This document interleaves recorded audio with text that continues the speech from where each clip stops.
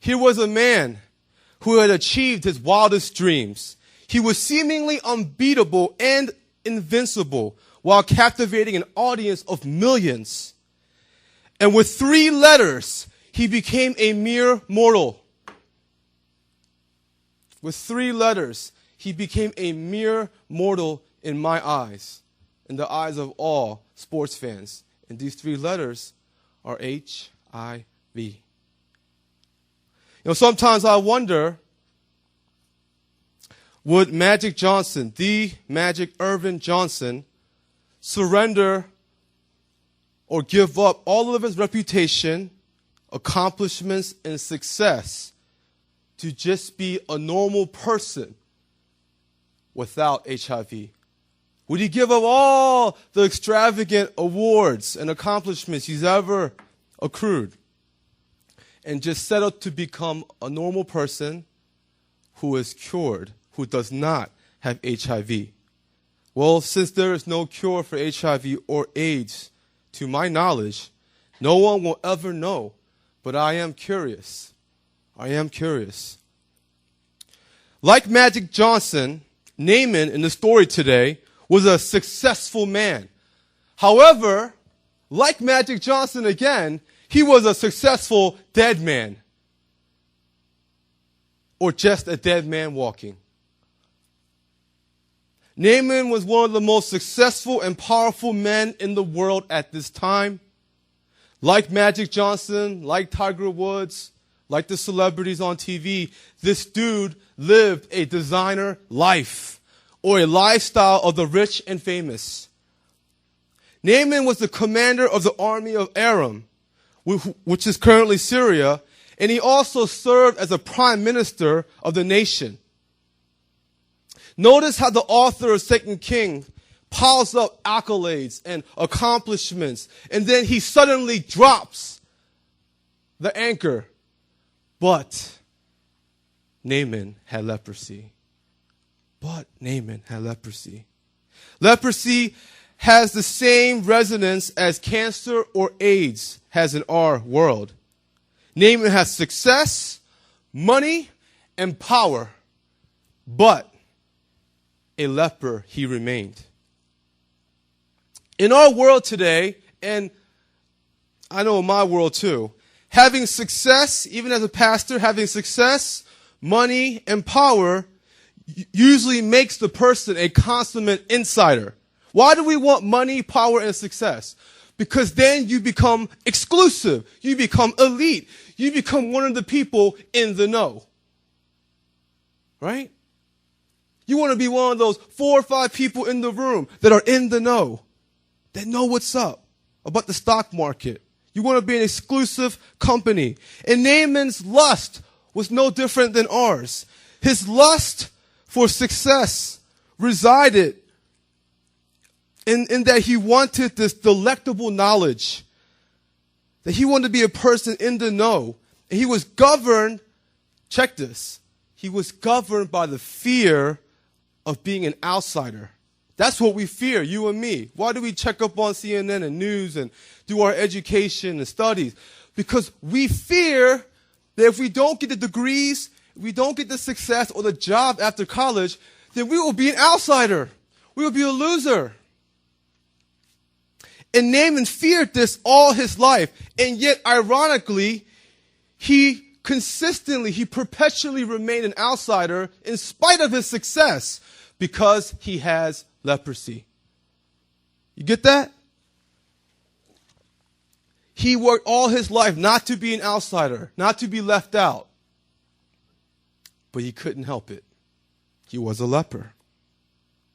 I don't know if you know anything about lepers, but back in the day, when a leper would go through a crowded neighborhood, no matter how important, no matter how big time he was or she was, he or she would have to yell out, "Unclean, unclean, unclean." A leper is coming through. And then everybody would just storm out or like the Red Sea, just part for the leper to walk through. I guess it's kind of like being handicapped.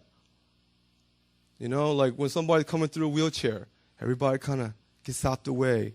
and you can hear the sound of the wheels turning in the metal.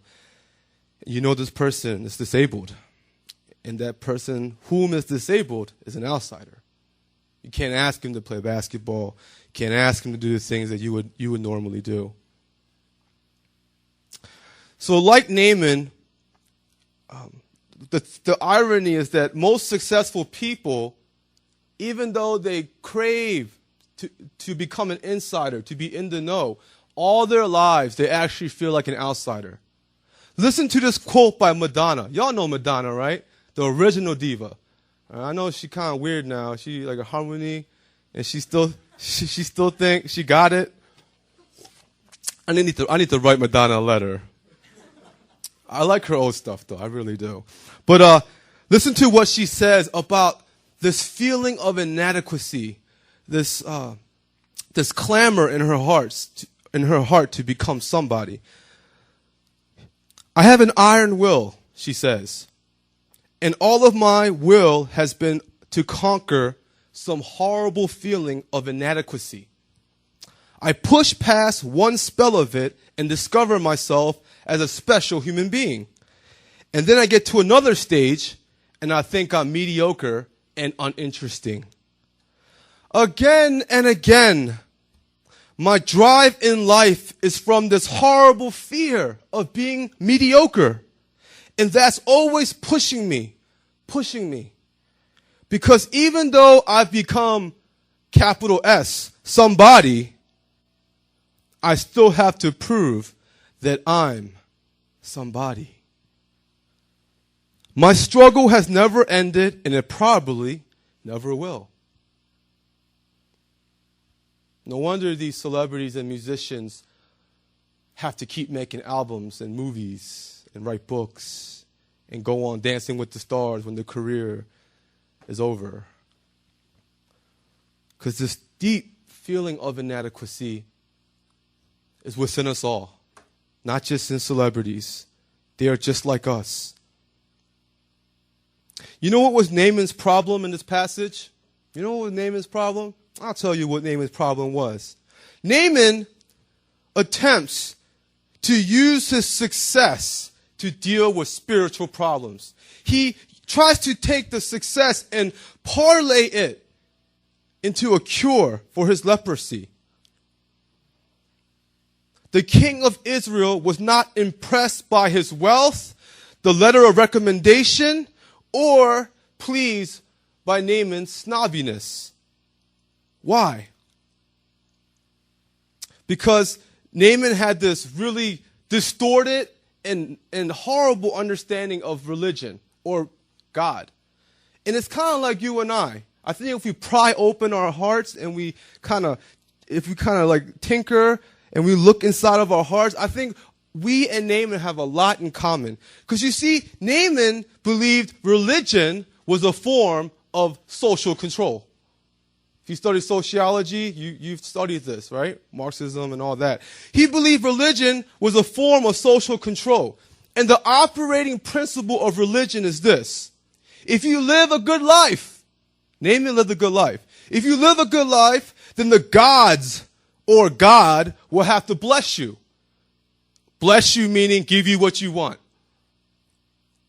You ever feel that way? That's the principle of religion. I've been a good person. I've done the right things for the most part, or comparatively been better. God will bless me. He will give me what I want. Now I'm taking it home, the Korean church. Listen to this part. Like Naaman, therefore, it was normal to assume that the most successful people in society, doctors, lawyers, okay? The most successful people in society are closest to God. We don't do that? I think we do that. We actually have the audacity to link spirituality and academics. Oh, you get straight A's, or you go to community college? Oh, you're definitely not close to God. You are unspiritual. That's why you do poor at work and in school. See, Naaman's understanding of religion was no different. See, the people that were most successful in society are closest to God. They are the insiders. They are in the know, and they can get